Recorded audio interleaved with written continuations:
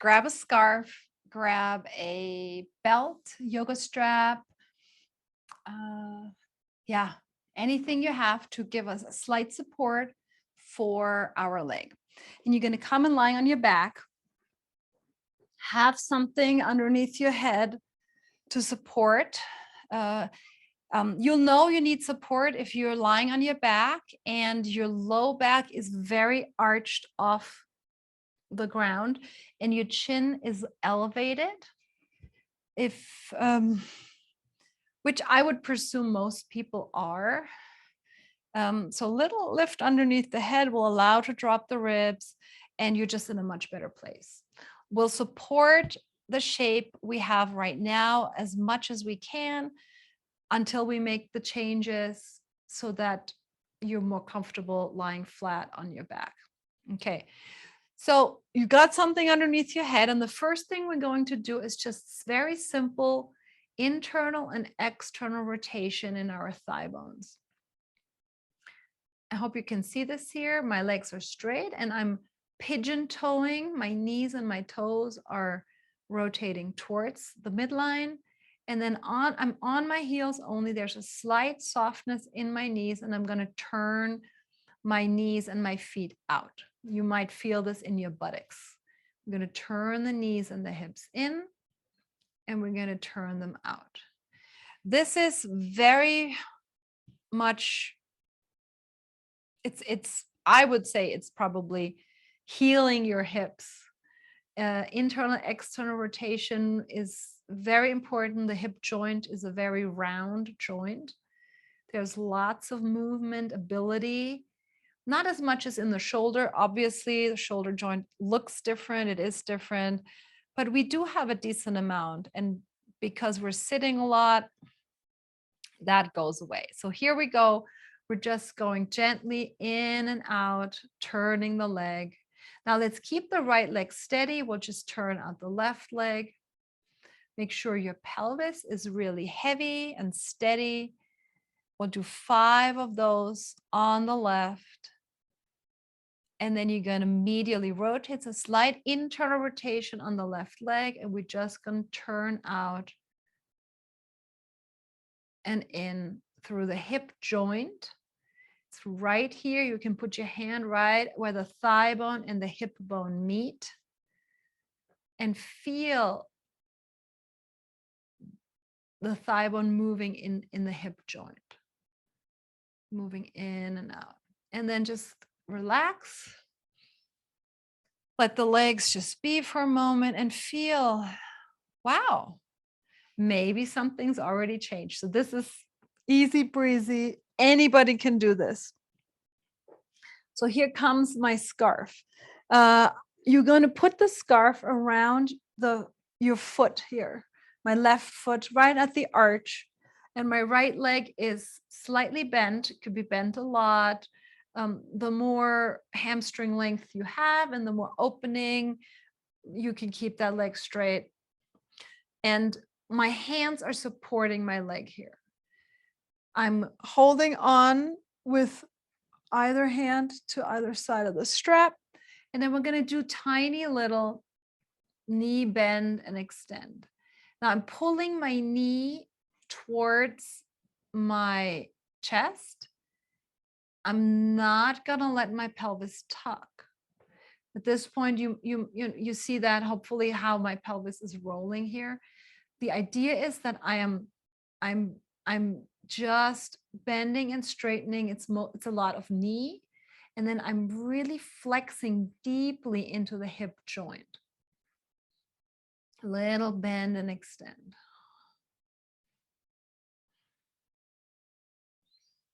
And you can pull strongly with your elbows here. Make sure they stay close by your side. And resisting, you push with your foot into the scarf, strap, whatever you have at hand here, belt, rope, anything works. And then we're going to go for a slightly straighter leg. Don't go all the way. And we're going to just do little circles here. I like to put my left hand onto my left hip bone here. And with my right arm, I'm guiding that leg into some small, maybe grapefruit sized circles. And I'm reversing those circles as well. Keep your breath. Thinking about beautiful fluid, the hyaline fluid in our joints is very viscous. It's not really water. I mean, it is water, but it's thicker. It's thicker than water. It's very, it keeps everything beautifully lubricated and allowing for a smooth glide. And by turning and circling your leg in the joint, you are creating better fluid, more nourishment for your hips. After about 10 to 20 of these, we're going to turn the leg in. My knee is rotating towards the midline, and I'm going to take the leg slightly over to the right. Now, turn on, make a muscle with your left glute, and then we're going to go diagonally, bend and lengthen the left leg. Doesn't have to be very big movement. Don't ever go all the way straight. Your arm, you're going to hold your leg from the hip flexor, abdominals. Your right arm at this point is just supporting very gently. And we're going to point, we're going to bend and extend, bend and lengthen in internal rotation. Now let's turn the leg out. Now your left hand is holding on to the strap, and you're going to go straight under, diagonally out, but in an external rotation. Now, the more you want to challenge, you can take that leg more out to the left. Now, notice if your right hip fully leaves the floor, we want to avoid that. Easy. Now we're going to go turn the leg in, go to the right, bend the knee, turn the leg out, go to the left. Bend the knee, turn it in, go to the right, bend the knee, turn, and go to the left. One more time. Noticing the hamstrings, if you go straight here, they want to go ahead and go feel like stretching. Can you turn the hamstrings on more? Meaning, feel like you want to bend your knee here. Yes, you want to straighten the leg, but at the same time, can you bend it? That means nothing's moving, but your hamstrings are not subjected to just a mindless stretch. Or your tendons, right? We don't know what we're really stretching there. And then reach the leg out and then bend your knee, take the strap off your foot and lengthen both legs. Close your eyes for a moment and just feel this. How does your left hip compare to your right hip? How does your left leg compare to your right leg? And I do hope you might feel a slight difference here. How's your left lower back compared to your right lower back?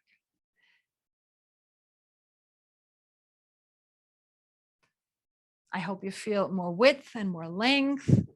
So here we go. We're going to put the strap on the right arch. You can bend the left leg quite a bit.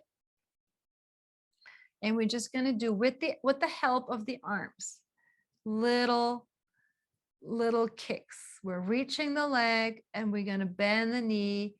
Now keep your sits bone really heavy. Try not to let your pelvis be rocking. We don't care how big the range of motion is right now. It doesn't matter. It matters how you do this. How well can you bend and flex, which is the same thing. How well can you flex your hip joint? Really, that's what it is. It's bending and flexing. It's both. We need more flexing here. There's a lymph node, a big lymph node here, and this needs the pumping. We need to pump and flex and extend right here. Major junction for healthy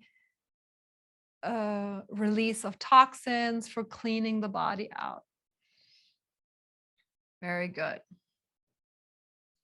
And then we're going to lengthen the leg a little more. And then we're going to do some circles here. You're going to easy breezy. The size of the circle can be here. I don't care, right? You want to try and get the leg as high as possible, obviously. But if your leg is here, that's fine. It's your practice and you do whatever you can do best. And then you do the stuff that sucks too, of course. Reverse your circle. But we want to do the stuff that sucks mostly in a very controlled environment, lying on your back, in your living room, wherever you are. And we're going to do it here. And it's going to get better and better. Here are my circles. Trying to check in. Is your hip moving? Can you stabilize her? And then we're going to bend the knee, turn the foot out, and we're going to straighten the leg. We're going to bend. There's a little frog. And then we're going to lengthen the leg. The support is happening through your arm, through your right obliques. But you have to work your hip flexors, thigh muscles. The most important part is that we're not letting our pelvis move as we're moving the leg. Let's turn the leg in, and we're going to do, maybe you have to take the strap right there, either side. There's internal rotation as we're reaching the leg. And again, I'm very kind to my knee. I'm not going to lock it. You can keep the knee bent quite a bit. It's really about flexing the hip here. In a way, you're doing air squats. Isn't that cool? One more like that. Now we're going to turn the leg out and reach. We're going to bend the knee, turn the leg in and reach. Bend the knee, turn the leg out. So there's rotation in the hip socket and reach. Bend, rotate, reach. Bend, rotate out and reach. How much work do you want to put into your shoulders and arms? You can very strongly resist with your arms, so your leg has to do more work. You can even just think about that resistance. Let's do one more time. Bend, rotate out, reach. Bend, rotate in, reach. Bend your knee, take the strap off, reaching both legs long. Check out your new hips. Maybe close your eyes for a moment. If your heart rate was up a little bit, let it soften, let it relax, let it calm down. Feel what just happened and what's still happening.